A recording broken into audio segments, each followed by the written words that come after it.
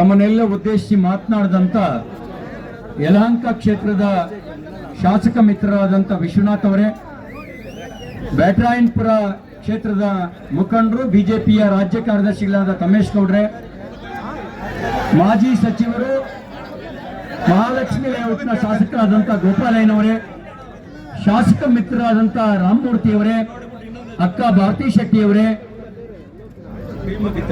ಹರೀಶ್ ಅವರೇ, ಸಪ್ತಗಿರಿ ಗೌಡ್ರೆ, ನಮ್ಮ ವಿಧಾನ ಪರಿಷತ್ತಿನ ವಿಪಕ್ಷದ ನಾಯಕರಾದಂಥ ಚೆಲುವಾದಿ ನಾರಾಯಣ ಸ್ವಾಮಿ ಅವರೇ, ಈ ಹೋರಾಟಕ್ಕಾಗಿಯೇ ಇಲ್ಲಿ ಆಗಮಿಸಿರ್ತಕ್ಕಂಥ ಎಲ್ಲ ಹಿರಿಯ ಕಿರಿಯ ಬಂಧುಗಳೇ, ನಮ್ಮ ಈ ಹೋರಾಟ ಬಾಂಗ್ಲಾ ಅಕ್ರಮ ವಲಸಿಗರನ್ನ ತೊಲಗಿಸಿ ಬೆಂಗಳೂರು ಉಳಿಸಿ, ಬಾಂಗ್ಲಾ ಅಕ್ರಮ ವಲಸಿಗರನ್ನ ತೊಲಗಿಸಿ ಬೆಂಗಳೂರು ಉಳಿಸಿ, ಅದಕ್ಕಾಗಿ ನಮ್ಮ ಹೋರಾಟ. ಮಾನ್ಯ ಮುಖ್ಯಮಂತ್ರಿಗಳೇ, ಕರ್ನಾಟಕದಲ್ಲಿ ಲಕ್ಷಾಂತರ ಜನ ಕಳೆದ 30 ವರ್ಷಗಳಿಂದ ವಸತಿ ರಹಿತರು ವಸತಿಗಾಗಿ ಅರ್ಜಿ ಸಲ್ಲಿಸಿದ್ದಾರೆ, ತಮ್ಮ ಹೆಸರು ನೋಂದಾಯಿಸಿಕೊಂಡಿದ್ದಾರೆ, ಸ್ಲಂ ಬೋರ್ಡ್ಗೆ ದುಡ್ಡು ಕಟ್ಟಿದ್ದಾರೆ, ರಾಜೀವ್ ಗಾಂಧಿ ಹೌಸಿಂಗ್ ಕಾರ್ಪೊರೇಷನ್ಗೆ ದುಡ್ಡು ಕಟ್ಟಿದ್ದಾರೆ. ಇವತ್ತಿನವರೆಗೆ ನಿಮ್ಮ ಮಾನವೀಯತೆ, ಕಳಕಳಿ ಅವರ ಪರವಾಗಿ ಒಂದು ದಿನ ವ್ಯಕ್ತ ಆಗಲಿಲ್ಲ. ಆದರೆ ಕೋಗಿಲಿನಲ್ಲಿ ಬಾಂಗ್ಲಾದೇಶಿ ಅಕ್ರಮ ವಲಸಿಗರು ಇಲ್ಲಿ ಬಂದು ಗುಡಿಸಲು ಕಟ್ಕೊಂಡ್ರೆ ನಿಮಗೆ ಮಾನವೀಯ ಕಳಕಳಿ ಉಕ್ಕಿ ಹರಿಯುತ್ತೆ. ನಿಮ್ಮನ್ನು ಗೆಲ್ಸಿದ್ದು, ನಿಮ್ಮ ಸರ್ಕಾರವನ್ನು ಅಧಿಕಾರಕ್ಕೆ ತಂದಿದ್ದು ಬಾಂಗ್ಲಾದೇಶದವರು, ಬೆಂಗಳೂರಿನವರು.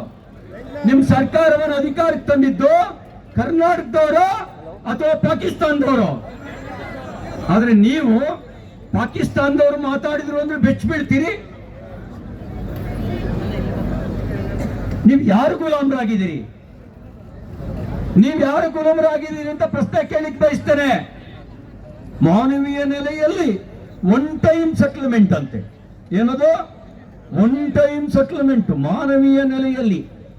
ಅರೆ ಬೀದರ್ನಿಂದ ಬೀದರ್, ವಿಜಯಪುರ, ಕಲಬುರಗಿ, ಯಾದಗಿರಿ, ಬಾಗಲಕೋಟೆ, ಬೆಳಗಾವಿಯಲ್ಲಿ ಅತಿವೃಷ್ಟಿಯಲ್ಲಿ ಹಾನಿಗೊಳಗಾದವರಿಗೆ ಪರಿಹಾರ ಕೊಡೋ ಯೋಗ್ಯತೆ ಇಲ್ಲ ನಿಮ್ಗೆ.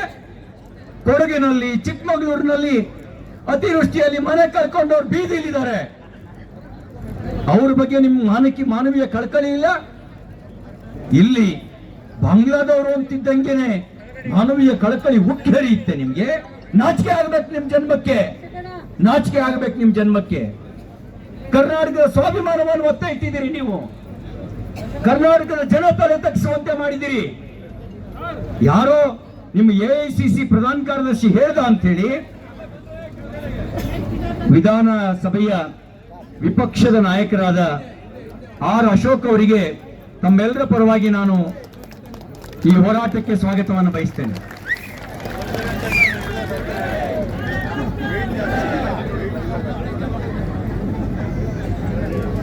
ನಿಮ್ಮ ವೇಣುಗೋಪಾಲ್ ಹೇಳಿದ್ರು ಅಂತ ಹೇಳಿ ಕರ್ನಾಟಕದ ಸ್ವಾಭಿಮಾನವನ್ನು ಒತ್ತ ಇಡ್ತೀರಿ ನೀವು. ನಿಮ್ ಕರ್ನಾಟಕ ಸ್ವಾಭಿಮಾನವನ್ನು ಒತ್ತ ಇಟ್ಟು ಕನ್ನಡಿಗರಿಗೆ ಅಪಮಾನ ಮಾಡಿದಿರಿ. ನೀವು ಕನ್ನಡಿಗರಿಗೆ ಅಪಮಾನ ಮಾಡಿದ್ದಕ್ಕೆ ಕನ್ನಡಿಗರ ಕ್ಷಮೆಯಾಚನೆ ಮಾಡಿ, ಕನ್ನಡಿಗರ ಕ್ಷಮೆಯಾಚನೆ ಮಾಡಿ. ಒಂದ್ ಕಣ್ಣಿಗೆ ಬೆಣ್ಣೆ, ಇನ್ನೊಂದು ಕಣ್ಣಿಗೆ ಸುಣ್ಣ. ಕೋಗಿಲಿನಲ್ಲಿ ಅಕ್ರಮ ಬಾಂಗ್ಲಾ ನಿವಾಸಿಗರಿಗೆ ಬೆಣ್ಣೆ, ಕನ್ನಡಿಗರಿಗೆ ಸುಣ್ಣ.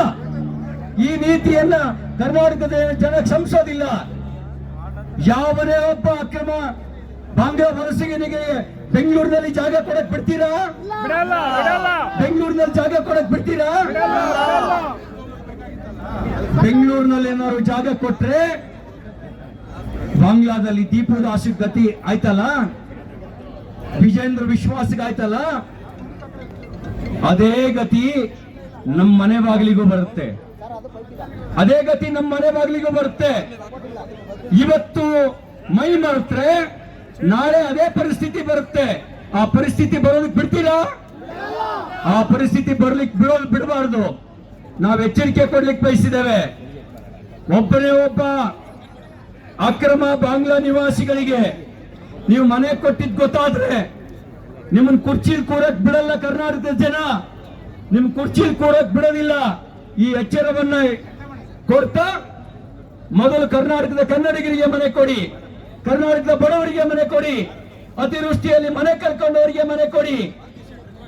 ನಿಮ್ಮ ರಾಜಕೀಯ ತೆವಲಿಗಾಗಿ, ನಿಮ್ಮ ರಾಜಕೀಯ ಲಾಭಕ್ಕಾಗಿ ಬೆಂಗಳೂರಿನ ಬಾಂಗ್ಲಾ ಮಾಡೋದಕ್ಕೆ ಬಿಡೋದಿಲ್ಲ ಅನ್ನುವ ಎಚ್ಚರಿಕೆ ಮಾತನ್ನು ಈ ಸಂದರ್ಭದಲ್ಲಿ ಹೇಳ್ತಾ,